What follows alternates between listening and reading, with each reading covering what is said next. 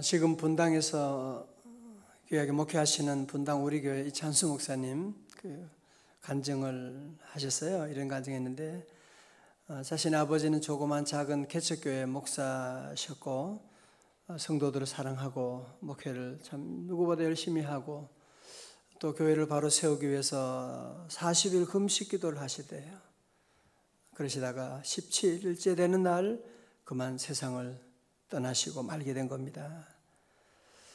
어린 이찬수 어린이는 이게 이해가 되지 않는 거죠. 어떻게 하나님께 기도하다가 이렇게 돌아가실 수가 있을까? 교회 사랑하는 이 아버지 목사님을 하나님이 이렇게 일찍 데려가시나? 금식하면 축복해주고 교회를 부흥시켜줘야 되는데 그러기는커녕 아버지를 이렇게 데려가시다니 너무 상처가 컸어요. 그런데 더 이해하기 어려운 것은 금식하다 돌아가신 아버지보다도 금식하시는 개척교회 목사님 데려간 하나님이 아니고 어머니에 대해서 너무 상처가 컸다는 겁니다. 남편이 싸늘한 시신이 되어 돌아왔는데 일반적으로 그런 상황이 되면 목사에 대한 회의도 들게 되고 낙심해야 되는데 어린 자기 보고 하는 말이 너는 커서 목사가 돼야 된다 그러는 거예요. 아니 그러면 나중에 커서 나도 목사 돼가지고 금식하다 죽으란 말이야. 너무 화가 났어요. 어머니의 말은 이런 이론을 가지고 있었던 거예요. 하나님이 네 아버지를 너무 빨리 부르셔서 미처 열매를 거두지 못하셨지. 그러니 자식인 네가 아버지 뒤를 이어서 열매를 거두어야 된다. 그런 논리를 가지고 금식하다 돌아가신 아버지의 뒤를 이어 목사가 되라고 하신 어머니의 말이 정말 이해도 되지 않고 견딜 수가 없이 싫었다고 합니다. 그런데 어머니는 계속 목사가 되라고 하고 기도하시고 결국은 자신도 30살에 목회의 길로 들어가게 되고 정말 그 어머니의 기도대로 어머니의 그 말씀대로 결국은 열매를 거두지 못한 그 아버지의 뒤를 이어서 정말 자기도 이해할 수 없는 너무나 엄청난 열매들을 하나님께서 맺게 하시고 사역에 열매 있게 하시는 것을 이제 경험하게 되었노라고 이런 간증을 했습니다. 성도 여러분, 이 얼마나 지혜로운 어머니입니까? 이 땅에 살다 보면 이런 어려움 저런 어려움 이런 위기 저런 위기 안 오는 어려움이 없습니다. 그러나 지혜로운 사람은 어떻게 해요? 오늘 잠언 말씀이 하고 있어요. 잠언 오늘 14장 1절에 말씀하죠. 무릇 지혜로운 여인은 어떻게 해요? 그 집을 세우되 미련한 여인은 자기 손으로 그것을 허느니라고 말씀하고 있어요. 가정을 세우고 나가는데 물론 남편 역할도 크죠. 그러나 이 여인의 역할이 얼마나 큰지 모릅니다. 저희 집안만 보아도 저희 아버님은 예수님 잘 모르시고 세상적으로 그렇게 잘 다니시고 또 만주사변으로 또 거기에 끌려가져가지고 한 3년 동안 소식이 없었대요. 칠남 일녀 맏아들 집에 와서 맏며느리로 집안을 세우고 남편 연락도 없는 거예요. 그래도 끝까지 새벽기도 하고 믿음으로 지켜나가고 그래서 온 집안을 다 동생네 전체 온 식구 집안을 세워나가는 이런 귀한 모습을 보게 되었습니다. 우리 교회도 마찬가지죠. 저는 성도들 보면서 어머니의 그 헌신 그것이 이제 가정을 세워나가는 거예요. 어머니가 잘못하면 결국은 그 가정이 다 허물어져 버리게 되는 일들이 얼마나 많이 있는지 여러분 매스컴을 보면 너무 분명한 얘기들을 많이 하고 있지 않습니까?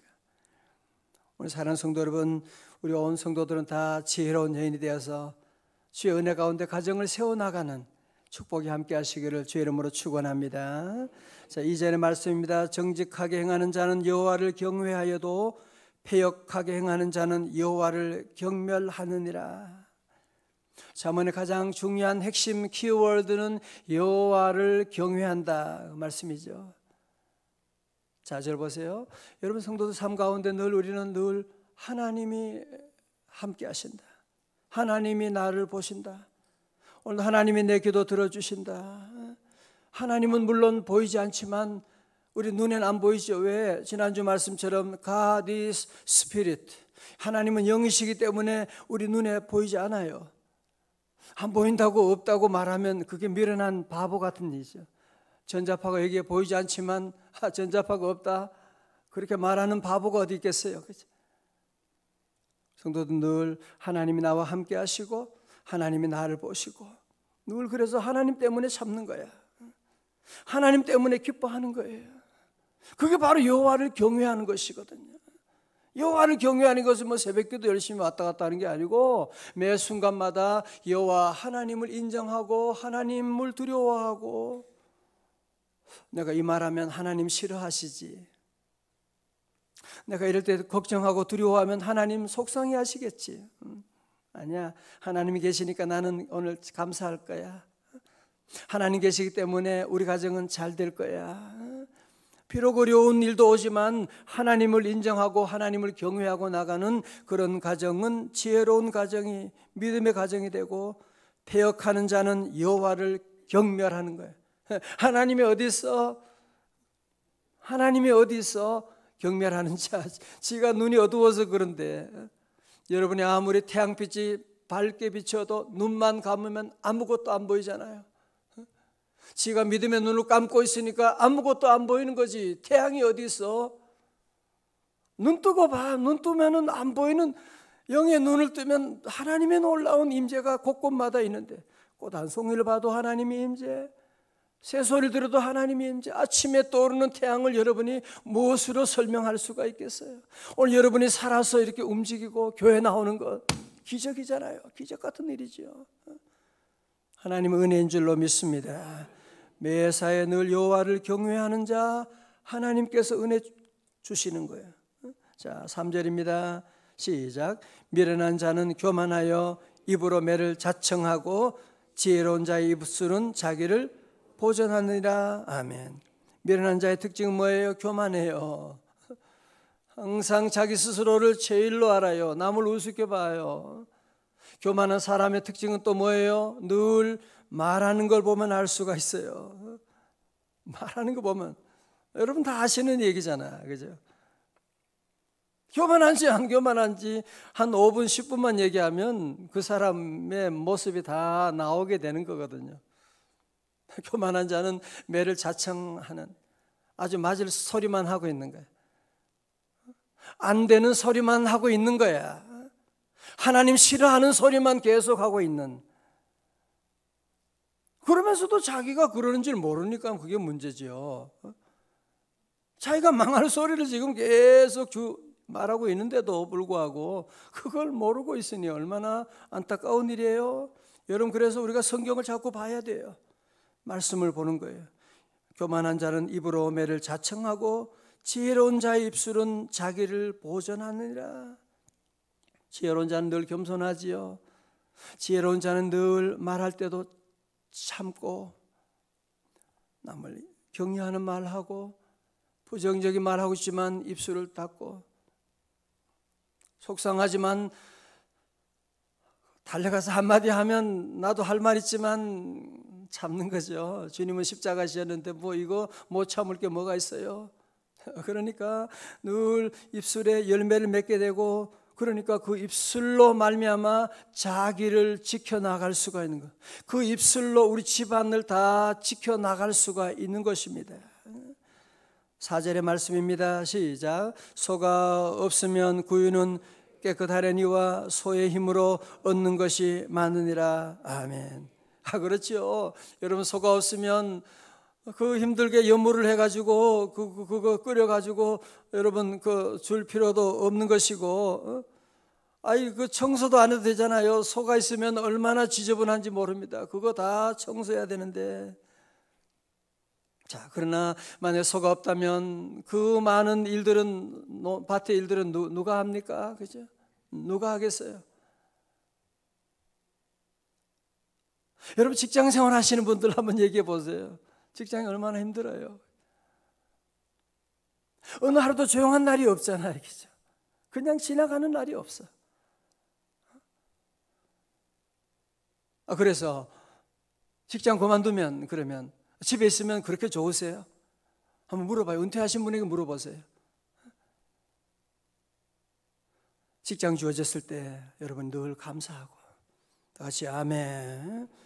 이 직장 통해서 내가 힘들지만 여러분이 자아를 실현할 수가 있고 그걸 통해서 우리 가정의 식구들 먹고 함께 지나고 나라를 세워나가고 얼마나 귀한 일을 하고 있는데 자꾸 이런 것들을 귀찮아하고 소가 없으면 구유는 깨끗하지만 소의 힘으로 얻는 것이 많은데 자꾸 이런 걸 안 하려고 그래요. 여러분 교회 봉사하는 것도 안 하면 제일 낫죠. 교회 봉사하는 사람은요 100% 말 듣게 돼 있어요. 회장한다, 교구 일한다 그러면 교회 식당 한다 뭐 하여튼 일 안 하는 사람들이 꼭 한마디씩 해요. 그러면 편하죠. 일도 안 하고 그냥 주일 예배 1시간 딱 드리고 딱 가면 뭐. 그러나 하나님의 그 축복은 어떻게 받겠어요? 하나님이 주시는 신령한 그 복은 없는 걸 또 알아야 되는 거거든요. 기도도 마찬가지죠. 새벽기도 같이 힘든 게 어디 있습니까? 그래서 늘어지게 잠자고 그러면 좋겠죠, 그죠? 그러나 기도하지 않고 어때 사탄의 시험을 어떻게 이겨나갈 수가 있어요? 그죠? 기도하지 않고 어떻게 사탄의 유혹을 이겨나갈 수가 있습니까?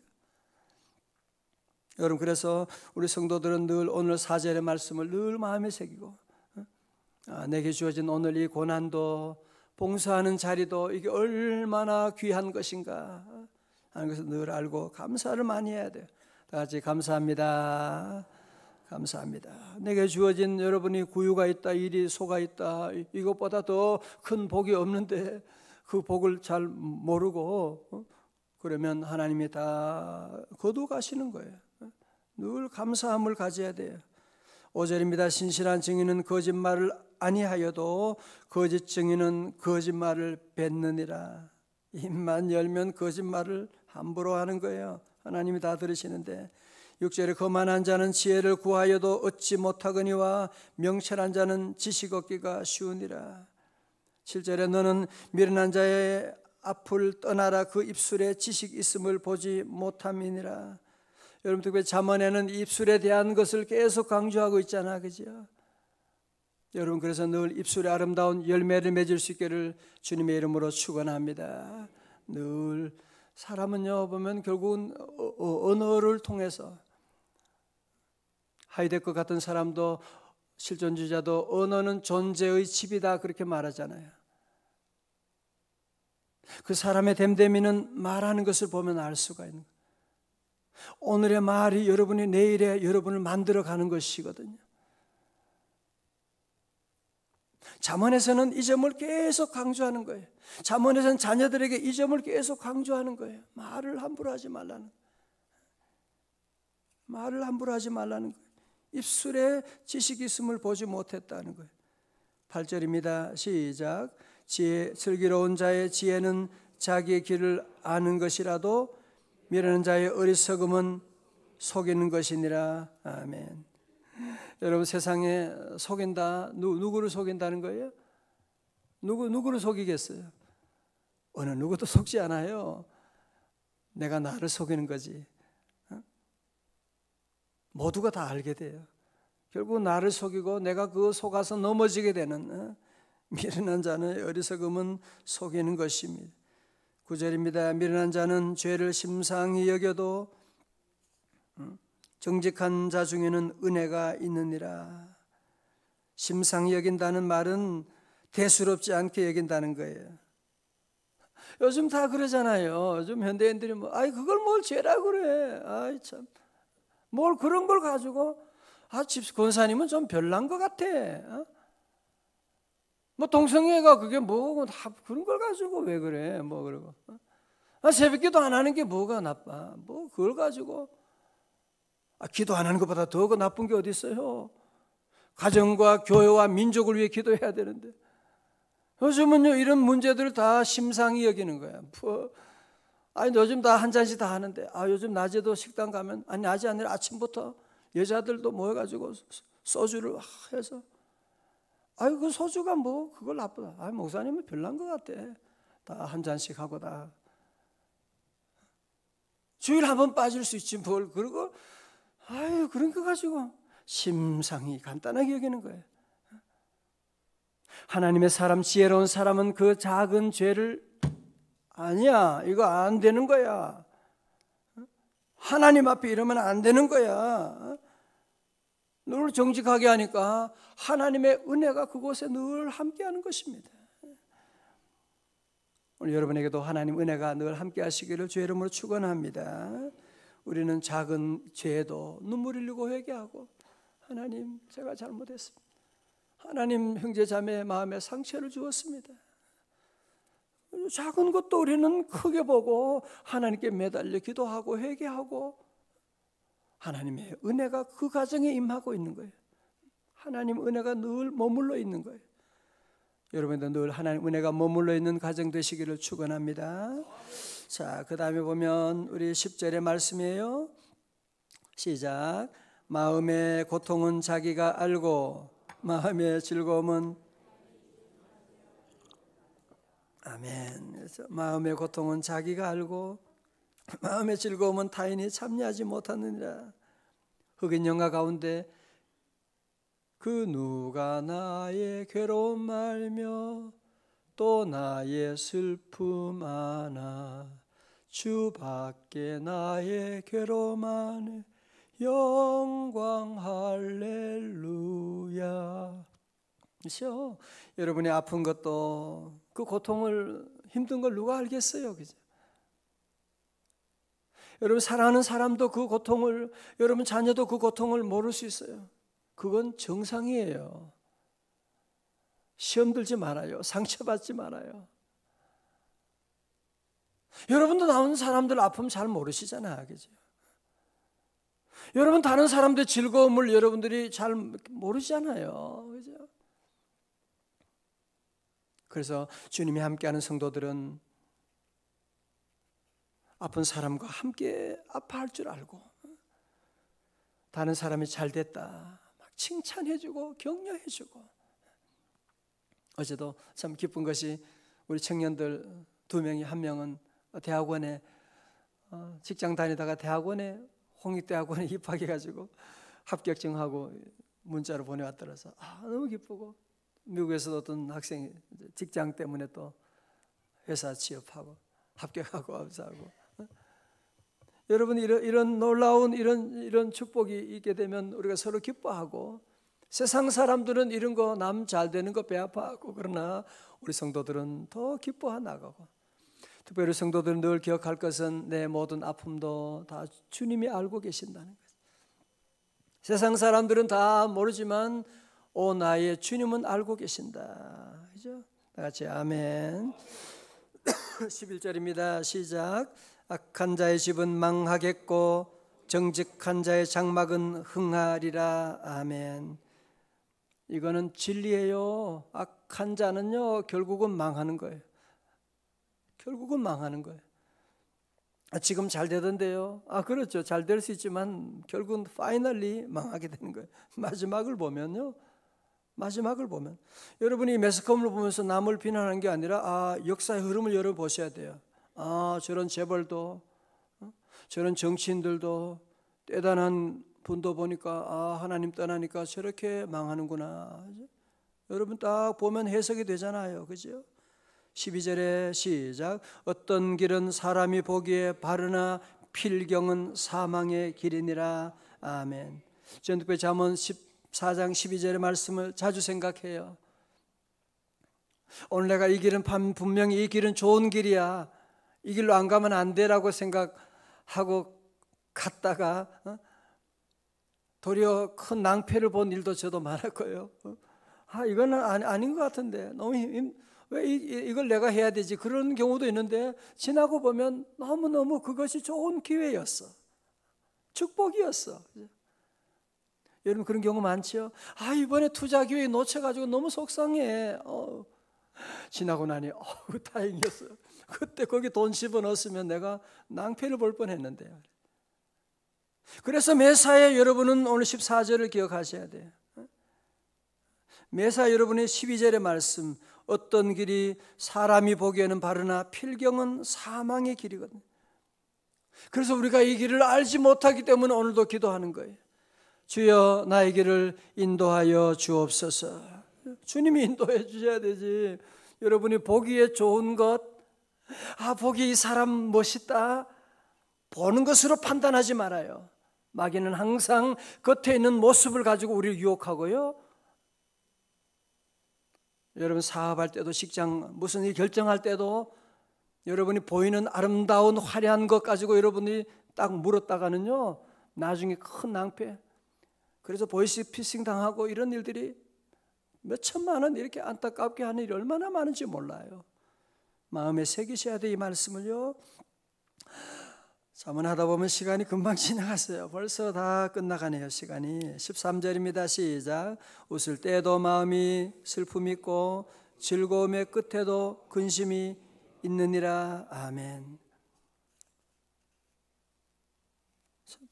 겉으로 기뻐하고 있지만 마음에는 슬픔이 있고, 코미디언 같이 웃기는 거 봐도 웃지만 속에는 슬픔이 있는 게 우리 마음이잖아요. 같이 웃고 그러지만 그것이 우리의 마음, 즐거움의 끝에도 근심이 있다. 세상이 다 그렇다는 거예요.